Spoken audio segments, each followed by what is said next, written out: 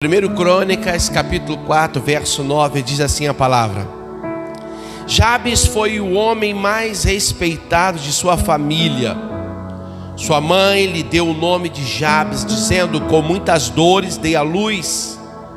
E Jabes orou a Deus de Israel: abençoa-me e aumenta as minhas terras, que a tua mão esteja comigo, guardando-me de males e livrando-me de dores. E Deus atendeu ao seu pedido. O tema dessa mensagem é uma vida abundante. Vamos repetir todos juntos? Vamos lá? Uma vida mais forte, vamos lá? Uma vida abundante. Irmãos, quem não gostaria de ter uma vida abundante? Só que às vezes nós não nos percebemos quem de fato nós somos. Sabia que você é um ser único? É 1 em 7, quase 8 bilhões de pessoas.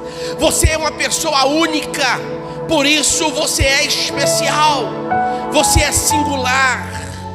Você tem um valor inestimável, incomparável. De todos os seres humanos que já nasceram até hoje e morreram, e de todos que ainda estão vivos, você se destaca no meio de todos. Você é diferente. Você não é igual. Nem gêmeos univitelinos são iguais. Eles são diferentes. Pode ter o aspecto físico parecido, mas não são iguais.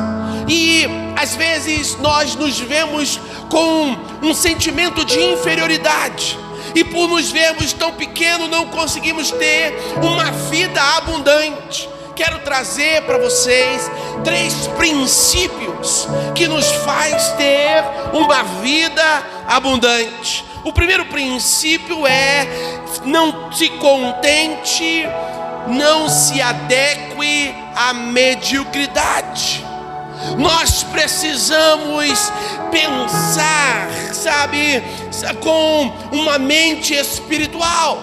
Porque quando pensamos com a mente espiritual, nós passamos a ter uma grande motivação. Você precisa ter uma motivação além, da situação que você está vivendo no momento. É que às vezes a gente está tão aquilatado aos nossos problemas que não conseguimos enxergar com grandeza. Pense como Jabes. O livro de Crônicas é um livro interessante, porque você vai ver no meio de um relato de pessoas que nasceram e de pessoas que geraram outras, eles encaixam aqui uma história real, porém uma história que não se encontra em nenhuma parte da Bíblia. E ela começa dizendo: essa história começa pelo fim. Já percebeu? Essa história não começa pelo início. Ela começa assim, a parte A: Jabes foi o homem mais respeitado da sua família. Irmãos, e depois ele vai então dizer como foi a história de Jabes, como foi o histórico de Jabes. Jabes não nasceu num momento muito alegre da sua mãe. A mãe de Jabes estava revoltada porque alguma coisa houvera dado errado. A situação de Jabes na sua concepção, ela não era boa, ela não era favorável. Olha só o texto: sua mãe lhe deu o nome de Jabes, dizendo: com muitas dores dei à luz. Me lembra de Benoni. Já ouviu falar em Benoni? Benoni talvez você não tenha ouvido falar, mas Benjamim já. Benoni é filho da minha amargura. Pois é, a mãe de Benoni, quando havia concebido ele, ela estava prestes à morte, então ela dá o nome de Benoni. Mas o seu pai, percebendo a gravidade e o que ele levaria pelo resto da vida, a consequência daquele nascimento, ele muda o nome para Benjamim, filho da minha mão direita. O nome representava algo normalmente que tinha a ver com a sua concepção. Lembra de uma criança chamada Icabode? Irmãos, foi-se a glória de Deus. Quando a arca da aliança foi tomada, quando Ofni e Finéias morre, quando naquele meio, naquele furdunço de notícias, Eli também morre quando cai de sua cadeira. A mãe ou a esposa dos filhos de Eli, uma das esposas, ela dá à luz, e naquele momento, aquela criança, ela recebe da sua mãe essa sentença, e acabou. Foi-se a glória de Deus. Há um outro nome na Bíblia, outra pessoa na Bíblia, que tem um nome que foi mudado, mas foi mudado devido à situação de amargura que a mulher estava vivendo. Ela muda o seu nome para Mara. Mara significa amargura, tristeza de alma. Quando eles saem da casa de pão, quando eles saem de Belém, a família plena, completa, e desce as terras de Moabe, lá morre os filhos desta mulher, morre o seu marido também. Ela retorna para sua casa, para sua terra, mas agora ela desceu com alegria e sobe com tristeza, com angústia. Então o nome dela, naquele momento, ela falou assim: não me chama de Mara.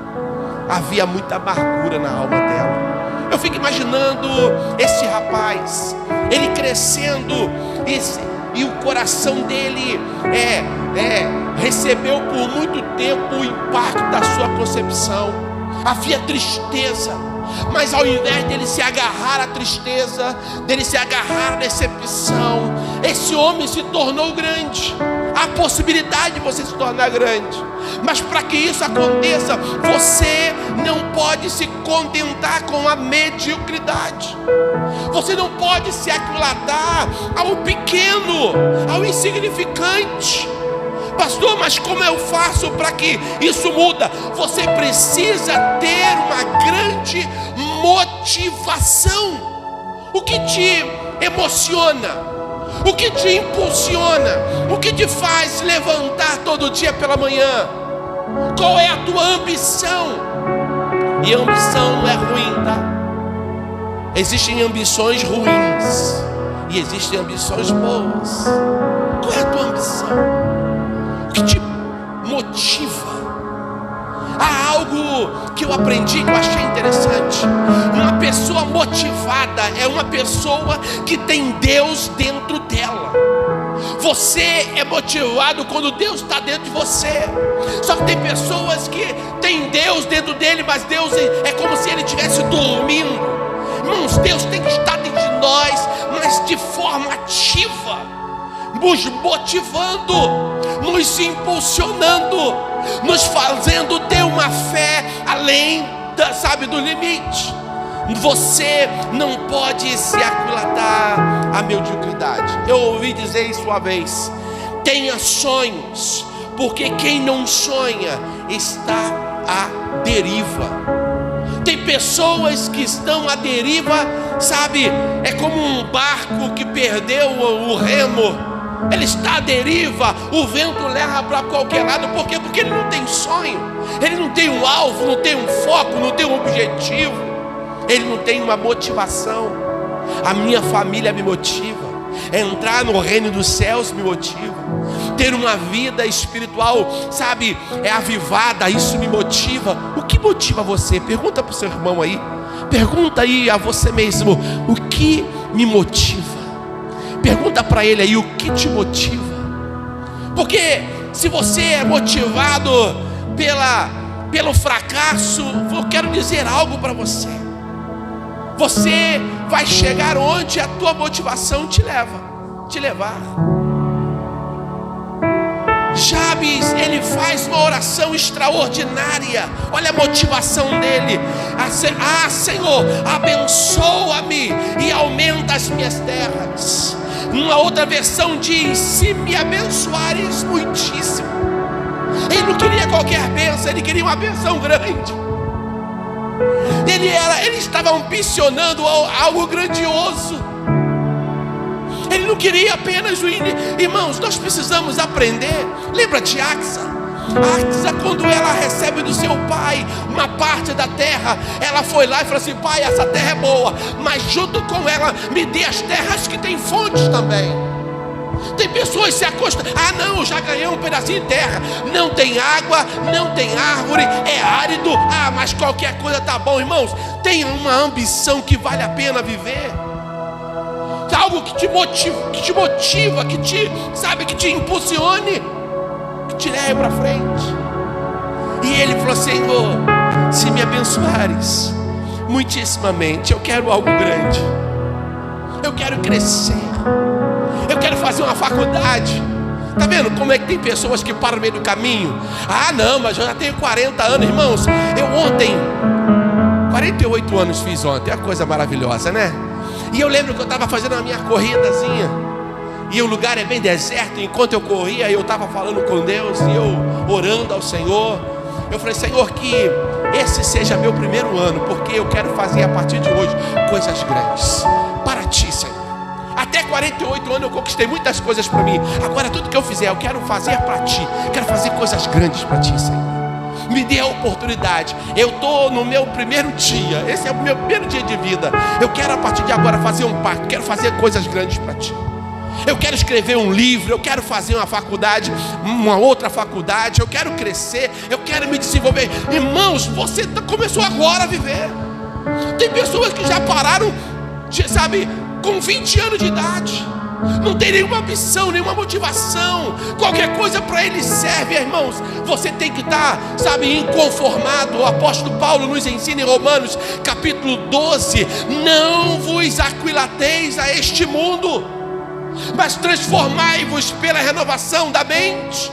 Não tome a forma do mundo, não aceite, sabe, que o mundo diz que você é.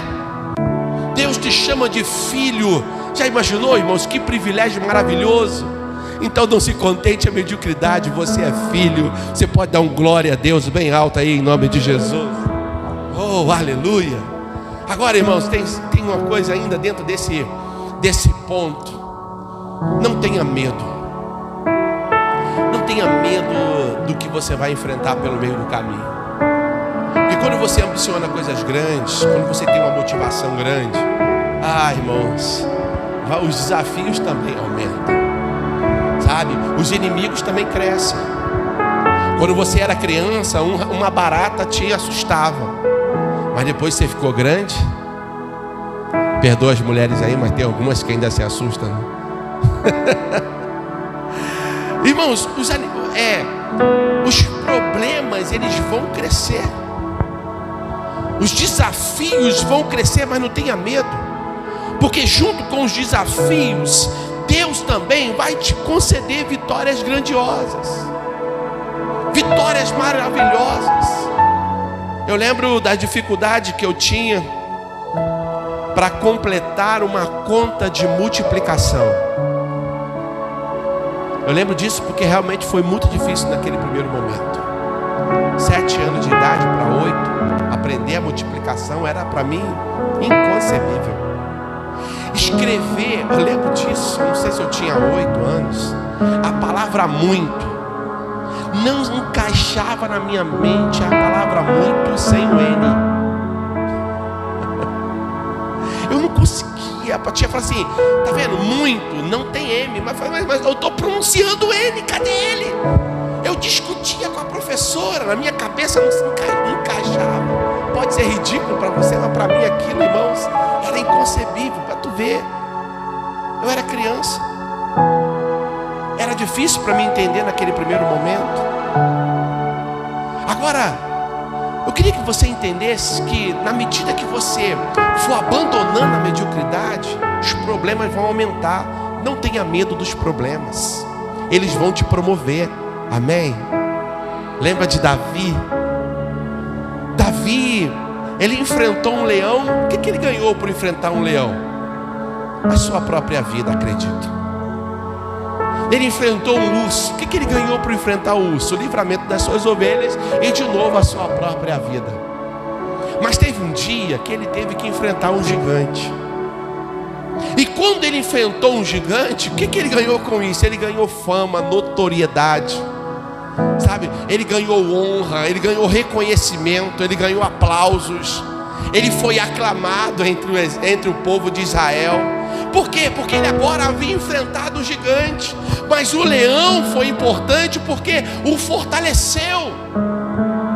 Sabe, o urso foi importante porque deu estrutura, deu resistência, deu capacidade. E quando ele viu o gigante, falou assim: eu já venci 2 vezes. O que é esse gigante para mim? Irmãos, às vezes nós fugimos de desafios pequenos. Quando você for desafio pequeno, você está dizendo: olha, eu não sou capaz. Mas sabe o que Deus pensa a teu respeito? Você é capaz. Você pode. Vira para o teu irmão e fala assim: você pode. Com autoridade fala assim: posso todas as coisas naquele que me fortalece. É a palavra que está dizendo isso, não é o pastor Alexandre não, irmão. Então vale o glória a Deus em nome de Jesus. Aleluia. Segundo ponto para ter uma vida abundante tenha uma fé que se desenvolve. Como isso, pastor? Tenha uma fé que cresce. Cresce na medida que você vai se estruturando na palavra. Tenha uma fé que cresce. Uma fé que se desenvolve, que chega ao seu ápice. Não aceite a pensar e agir pequeno, porque tem pessoas que até querem ter coisas grandes, mas sabe qual é a atitude dele? É pequena. Pense grande, haja com grandeza. Sabe, tem pessoas que pedem coisas grandes, esperam coisas grandes de Deus, mas não fazem coisas grandes para Deus. Já viu aquela pessoa que quer milagre financeiro da parte de Deus, mas na hora da oferta é sempre a moeda que vai? Irmão, se você quer coisa grande de Deus, ofereça coisa grande para Deus. Quando a gente vê na Bíblia Salomão ganhou, irmãos, o pedido que acho que todo ser humano gostaria de ter. O próprio Deus se aparece para ele e fala assim: pede-me o que você quiser e eu te darei. Irmão, Salomão recebeu, sabe, algo espantoso e maravilhoso. Mas antes dele receber tal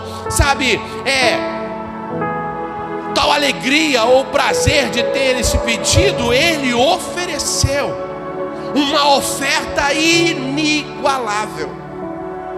Às vezes a gente quer receber de Deus o extraordinário, mas agimos ou ofertamos ou abençoamos ou damos para Ele aquilo que é insignificante.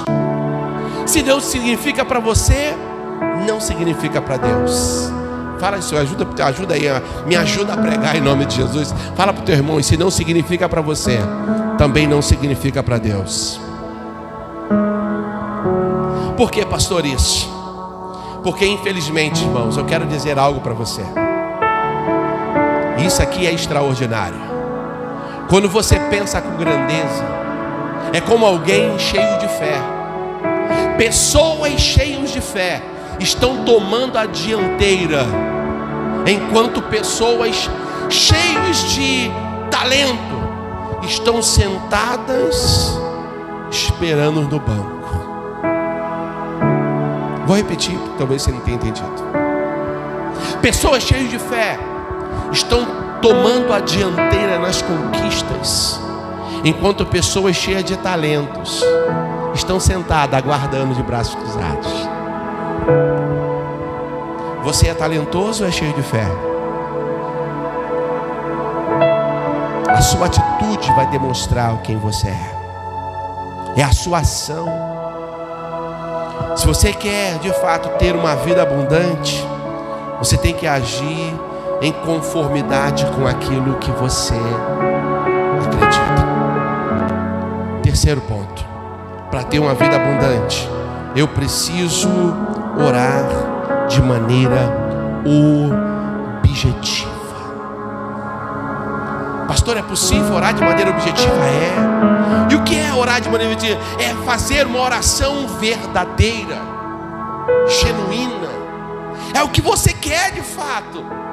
Tem pessoa que fala: Senhor, tu sabes o que porque eu preciso. Irmãos, tem pessoas que não recebem. Olha o que vai dizer a Bíblia, capítulo 4 de Tiago, capítulo 4, verso 2.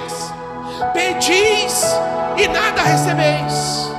Tem pessoas orando e não tendo. Por quê, pastor? Porque não sabem pedir. Coloca a data show aí para mim. Tiago capítulo 4, versículo 2. Tem pessoas que não sabem pedir, pedem de maneira inadequada. A oração deles não é uma oração objetiva. Vocês cobiçam coisas grandes, mas não as têm. Matam e invejam, mas não conseguem obter o que desejam. Vocês vivem a lutar e fazer guerra e não têm. Por quê? Porque não pedem. Há uma outra versão que diz: é porque pedem mal, pedem de maneira inadequada, pede para gastar nos seus próprios deleites. Tem outro versículo, Jeremias capítulo 33, versículo 3, fala de um outro pedido objetivo: clama a mim. Irmãos, tem pessoas que querem receber a bênção, mas não são capazes de orar, sabe, com essa intensidade de clamar.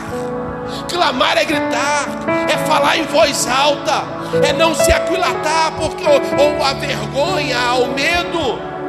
Clama a mim, responder-te-ei, e te anunciarei ou anunciar-te-ei coisas grandes. Na versão NVI, insondáveis, que não conhecem. Nós precisamos ter a nossa fé, a nossa oração, ela precisa ser objetiva. Pastor, sério? Sim, tudo é possível. Marcos 9, 23. Tudo é possível ao que crer. Então é possível você obter a tua bênção. É possível você orar e obter resposta. É possível você chegar, sabe, à vitória. É possível ter uma vida abundante. Sim, é possível. Pastor, mas nós vamos viver um tempo de crise. Sim, mas Deus o céu não está em crise. Vale um amém em nome de Jesus? O céu está em festa, irmãos. A crise acontece aqui na terra. Agora, se o teu coração está no céu, o seu coração também tem que estar em festa. Por quê? Porque a palavra diz: tudo é possível que crer. O Senhor tem vida abundante para você. Recebe isso em nome de Jesus. Efésios capítulo 3, versículo 20. Mais uma referência, irmãos, como é importante termos uma oração objetiva, sabe, aquela oração genuína, oração sincera, aquele que é capaz de fazer infinitamente mais do que pedimos, de tudo que pedimos ou pensamos, de acordo com o seu poder que atua em nós. É por isso, é por causa dele, porque ele é poderoso para fazer. Repita comigo: Deus é poderoso para fazer. É por isso que você pode fazer uma oração objetiva, porque o milagre que você precisa, Deus pode fazer.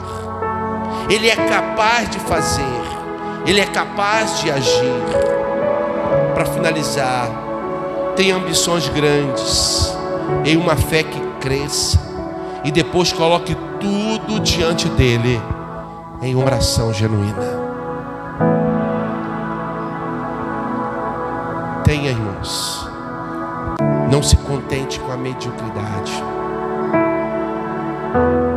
Você não pode aceitar: ah, pastor, mas a minha família sempre foi assim. Você pode mudar a história da tua família. Jabes, diz o texto que nós lemos, Jabes foi o homem mais respeitado de toda a sua família. Pelo que me leva a crer, a família de Jabes tinha uma história insignificante, mas a atitude dele em desejar coisas grandes. Olha o versículo, a parte B do versículo 9. Sua mãe, versículo 10. Jabes então orou a Deus de Israel, dizendo: abençoa-me e aumenta as minhas terras, que a tua mão esteja comigo, guardando-me dos males e livrando-me das dores. E aí olha a conclusão maravilhosa: e Deus olha só, atendeu o seu pedido. Tudo é possível quando acreditamos. Então você pode ter uma vida abundante. Você pode ter um casamento bem-sucedido. Você pode ter a faculdade que você gostaria de fazer. Você pode concluí-la em nome de Jesus. Você pode ter, sabe, aquilo que você tem almejado da parte de Deus. Uma célula que se multiplica. Você pode ter. Você pode ter um ministério, irmãos. Você pode ter. A Bíblia fala, olha, desejai, olha que coisa maravilhosa, os melhores dons. Sabe o que é isso? É uma ambição que vale a pena ter. Desejai os melhores dons. Deseja, em nome de Jesus. Deseja ter dom de profecia, dons, sabe, de operação de maravilha, dom da palavra, da ciência, da sabedoria. Deseja. O apóstolo Paulo vai ensinar para a gente, olha só, se alguém deseja o episcopado, uma excelente obra deseja, é ambicionar algo que vale a pena, sabe? E às vezes a gente fica aquilatado a coisas medíocres e pequenas, porque não, isso não é simplicidade, isso é falta de conhecimento da palavra. Deus manda você desejar, aqui Ele vai conceder. Ah, irmãos, aí há algo especial nisso. Você deseja, você ambiciona, mas quem vai fazer a obra é o Espírito Santo. Você pode desejar. A Bíblia nos ensina no livro na primeira carta aos Coríntios, capítulo 12, que você deve desejar os melhores dons. Mas também o apóstolo Paulo conclui esse texto dizendo: e o Espírito Santo concede os dons que Ele quer a cada um. É conforme Ele quer, é conforme a vontade dEle. Mas sabe qual é o nosso papel? É desejar. Então deseja, faz bem. Agora, não adianta apenas desejar e ter atitudes medíocres. Você precisa, sabe, desejar algo grande, mas trabalhar e pensar grande também. E por fim, você pode desejar, você pode acreditar, você pode ter uma fé, sabe, inabalável, mas você tem que regar isso com muita oração. Senhor, eu creio. Tu podes, a tua palavra diz que pode, Senhor. É possível, Deus. A tua palavra diz que eu tenho condições, então me faz ter, me faz crescer, sabe? Me faz alcançar, me faz chegar lá, me faz obter a vitória, em nome de Jesus. A tua oração, ela precisa ser objetiva para que a sua vitória seja alcançada. Amém? Você pode dizer glória a Deus? Então aplauda ao Senhor Jesus.